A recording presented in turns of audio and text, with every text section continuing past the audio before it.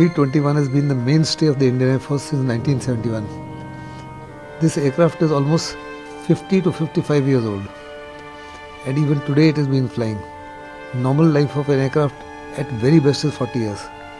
You can continue to upgrade it, but when you upgrade a woman, you apply lipstick, you apply bindi, you apply rouge, etc. But the basic airframe remains the same. Hence the aircraft is very weak and it's termed as a flying coffin.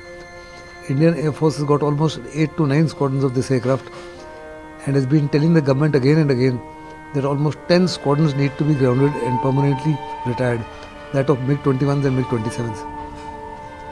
Keeping in mind that the present strength of the Indian Air Force as against 42 squadrons is only 31 squadrons, you cannot retire 10 to 11 squadrons because it will be a huge security threat to India.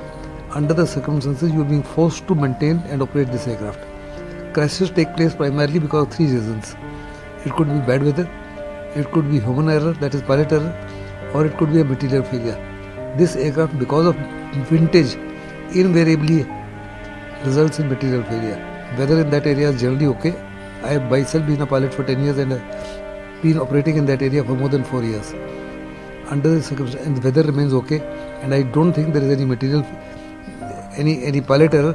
This is purely a simple case of material failure. It is high time that this aircraft is retired. It takes almost 7 to 10 years for a pilot to be trained, and losing pilots like this and losing human lives on ground because it's hit and is something that is unacceptable in peacetime.